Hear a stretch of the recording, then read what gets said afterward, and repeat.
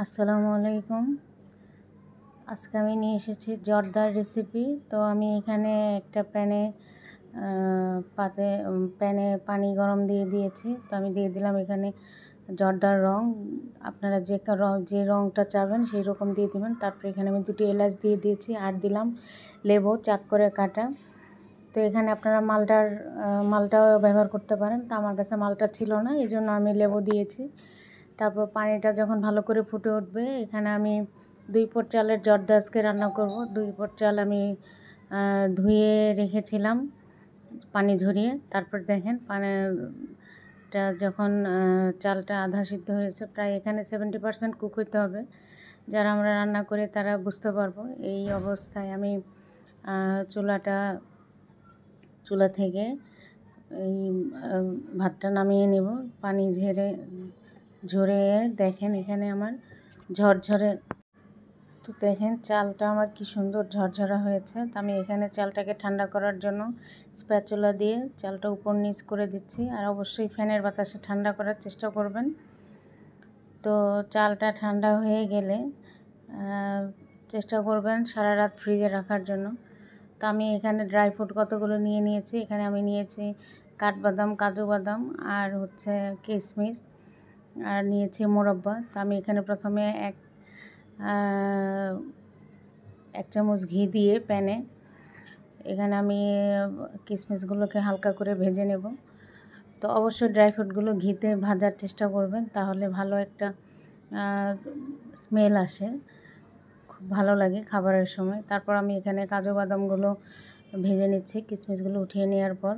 আর এখানে আমি কাঠবাদাম খোসা ছাড়িয়ে কুচি করে নিয়েছি, সেটা হচ্ছে আপনার ঘিতে ভেজে নিলাম। এই যে আমার 3 রকমের ড্রাই ফ্রুট ঘিয়ে ভাজা। আর জর্দাটা অবশ্যই পুরো জর্দাটাই আপনারা ট্রাই করবেন ঘিতে রান্না করার জন্য। ঘিয়ে রান্না করলে জর্দার স্বাদ অনেক বেড়ে যায় এবং খুব সুস্বাদু একটা ঘ্রাণ বের হয়। তারপর আমি এখানে ঘিয়ের মধ্যে দিয়ে দিলাম তেজপাতা, এলাচ, লং আর দারচিনি। এখানে হালকা করে ঘিয়ের মধ্যে মশলাগুলো সুন্দর একটা ফ্লেভার আসা পর্যন্ত ভেজে নিয়ে এখানে আমি দিয়ে দিব 2 কাপ চিনি। যেহেতু আমি 2 পট চাল নিয়েছি, এই জন্য আমি 2 কাপ চিনি নেব। আপনারা যদি মিষ্টি কম বেশি খেয়ে থাকেন সেই হিসেবে চিনি অ্যাড করবেন। আর আমি এখানে দিয়ে দিলাম যে কাপ দিয়ে চিনি দিয়েছিলাম সেই কাপ দিয়ে সামান্য একটু পানি, যেন চিনিটা আমার সম্পূর্ণ গলে যায়। তো খুব বেশি পানি এখানে দেওয়া যাবে না। তারপর এখানে চিনি সম্পূর্ণ গলে গেলে আমি আমার এই যে জর্দার যে রাইসটা রেখেছিলাম সেটা আমি এর ভেতরে দিয়ে দিলাম।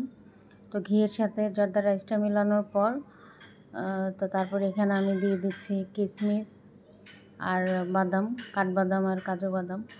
তো আমি সবগুলো দিব না, প্রথমে এখানে দিয়ে আলতোভাবে উপর নিচ করে নেড়ে নিব।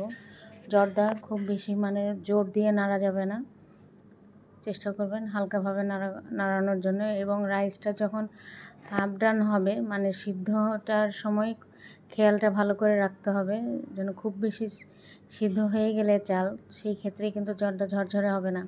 তো আমি এই পর্যায়ে দিয়ে দিলাম মোরব্বা, যেটা আমি আমার পছন্দের সাইজ মতো কেটে রেখেছিলাম। তো মোরব্বা দেওয়ার পর আমি এখানে নেড়ে নিলাম উপর নিচ করে। আর আমি এখানে দিয়ে দেবো এই পর্যায়ে এখন গুঁড়ো দুধ। এখানে আমি 4 চামচ গুঁড়ো দুধ ইউজ করেছি। তো গুঁড়ো দুধ দিয়ে মিক্সড করার পর এখানে আমি আবার অল্প করে দিয়ে দিব হচ্ছে বাদাম, কিশমিশ।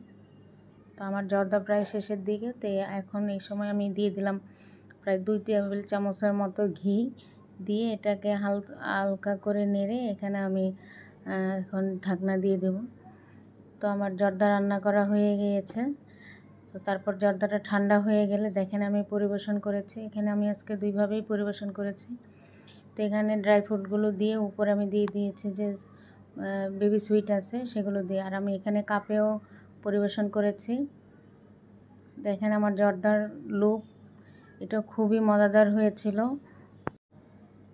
আপনারাও বাসায় ট্রাই করে দেখবেন। এখন আর বিয়ে বেরোই পর্যন্ত অপেক্ষা করার দরকার নেই জর্দা খাওয়ার জন্য। সবাই ভালো থাকবেন, আমার জন্য দোয়া করবেন। আসসালামু আলাইকুম।